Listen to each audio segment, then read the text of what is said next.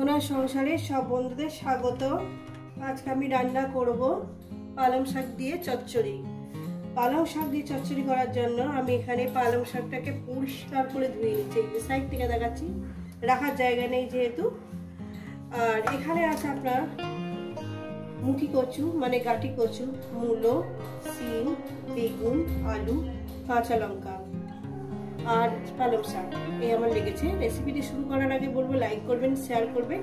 নতুন নতুন রেসিপি পেতে গেলে আপনারা চ্যানেলটাকে সাবস্ক্রাইব করে নেবেন। ঠিক যেভাবে খাই ঠিক আপনাদের সেইভাবে দেখাবো। বন্ধুরা রেসিপিটি শুরু করা যাক। আর তার সঙ্গে দেবো একটু বড়ি।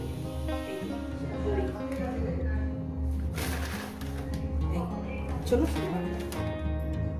তুড়ি দিয়েছি, আমি কড়া বসিয়ে দিয়েছি। এটা আমরা আলু ভাজার তেল। বন্ধুরা প্রথমে আমি বড়িগুলো ভেজে নেব। তেল আমার গরম হয়ে গেছে।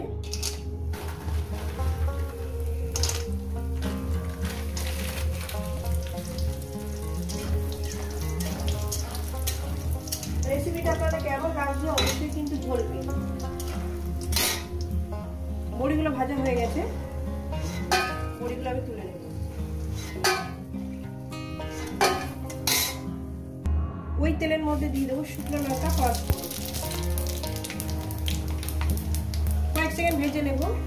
কয়েক সেকেন্ড ভেজে নেওয়া হয়ে গেছে। এক এক করে আমি আলু, গাটি কচু, মূলো একসাথে সব দিয়ে দেবো। এই রেসিপি আপনাদের কেমন লাগছে যদি বলবেন।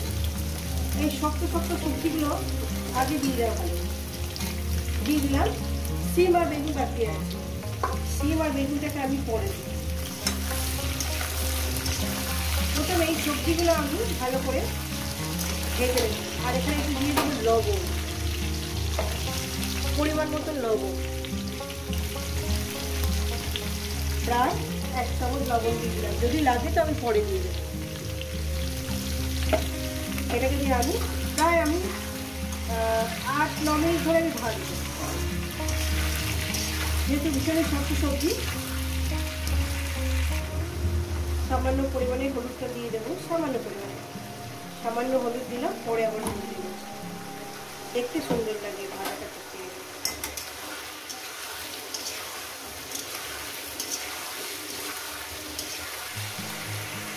প্রায় 8-9 মিনিট ধরে আমি সবজিটাকে ভেজে নিয়েছি। এরপর বেগুন আর কাঁচা লঙ্কা আর দিয়ে দিলাম ওই যে সিম। বেগুন, কাঁচা লঙ্কা আর সিমটাকে দিয়ে দিলাম। এরপর এটাকে আমি আরও 5-6 মিনিট ধরে 5 মিনিট ধরে আমি এটাকে ভাজবো। এই রেসিপি এইরকমভাবে চচ্চড়ি করে একবার পানি দিয়ে দেখবেন, ভীষণই ভালো লাগবে। একসঙ্গে সব সবজি দিয়ে একবার রান্না করবেন, এইভাবে রান্না করে খেয়ে দেখবেন। আমার পরিবারের সবাই কিন্তু এরকম চচ্চড়ি কিন্তু ভীষণই পছন্দ করে। এরপর এক এক করে আমি তখন হলুদ দিয়েছি, এখন 1/2 চামচ হলুদ দিলাম। এরপর দিয়ে দেবো আপনার জিরে ধনের গুঁড়ো দিয়ে দিলাম, জিরে ধনের গুঁড়ো, একটু আদা চেঁচে দেবো, ওই 1/2 চামচের মতন একটু আদা চেঁচে দেবো, বা 1 চামচ, কোনো অসুবিধা নেই। আদা দিয়ে দিয়েছি। এবার এটাকে আমি 1 থেকে 2 মিনিট একটু কষিয়ে নেব। তারপর আমি এবারে পালং শাকটাকে দিয়ে দেব। এখানে কোনো জল পড়বে না চচ্চড়িতে। 2 মিনিট কষিয়ে নিয়েছি। এরপর দিয়ে দেবো অল্প অল্প করে পালং শাক। পুরোটা ধরবে না যেহেতু আমার ছোটো কড়া, অল্প অল্প করে দিয়ে আমি কষিয়ে দেবো। আর জল লাগবে না, এখানে এক ফোঁটা জল দেবেন না, একটু কমে যাক। প্রথম একটু নাচতে অসুবিধা হবে বন্ধুরা, যেহেতু চচ্চড়ি ভীষণই সুন্দর হয় খেতে। তো বন্ধুরা দেখেন শাক আবার একদমই নেমে গেছে, দেখেন। এবার এটা আস্তে আস্তে আমি চচ্চড়িটা রান্না করতে থাকবো, আর কিছু দেবো না, কোনো মশলা দেবো না। বড়িটা দিয়ে দেবো। বড়িটা একটু ভেঙে নিয়েছি বড়িটা দিয়ে। এবার শুধু জলটা শুকনো করে আমি নামিয়ে দেবো।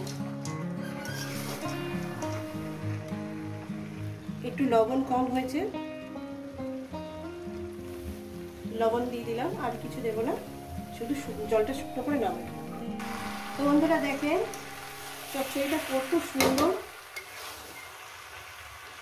দেখতে সুন্দর, খেতেও সুন্দর। এভাবে বানিয়ে খাবেন। এটা হচ্ছে নিরামিষ চচ্চড়ি, আমি চিংড়ি ছাড়াই বানালাম, মাছের মাথা ছাড়া বানালাম। বলেছিলাম একদিন বানিয়ে আপনাদের দেখাবো।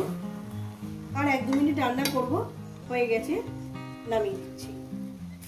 তো বন্ধুরা আবার চচ্চড়িটা হয়ে গেছে, এটা আমি নামিয়ে দিচ্ছি।